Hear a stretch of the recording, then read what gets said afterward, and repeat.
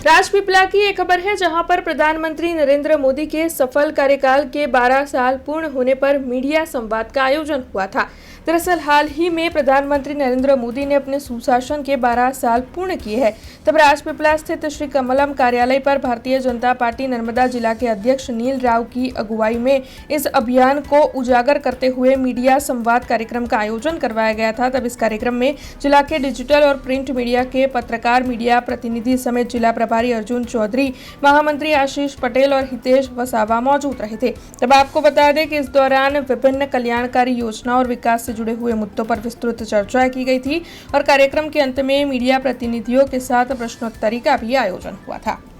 12 વર્ષના શાસનકાળમાં આપણે જોયું કે વડાપ્રધાન શ્રી આપણા નર્મદા જિલ્લાને સ્ટેચ્યુ ઓફ યુનિટીની ભેટ આપી।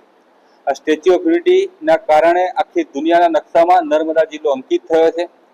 આ સ્ટેચ્યુ ઓફ યુનિટીના કારણે નર્મદા જિલ્લાના હજારો યુવાનો યુવતીઓને રોજગારી મળે છે।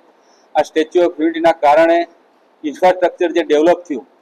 પહેલાનો એક સમય હતો કે રાજપીપળાથી વડોદરા જવું હોય તો લોકોએ 2-2.5-3 કલાક રસ્તાઓના કારણે જતા હતા।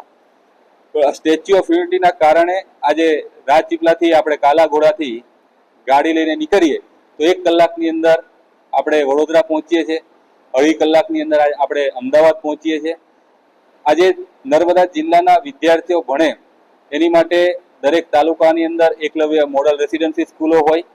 આજે સ્કૂલ પતાવીને તરત એમને ભણવા માટે કોઈકને મેડિકલ લાઇનમાં જવું હોય તો મેડિકલ કોલેજ હોય, કોઈકને બાકીના કોર્સ કરવા હોય તો આખી ભગવાન બિરસા મુંડાના નામથી યુનિવર્સિટી આપણને આપી છે।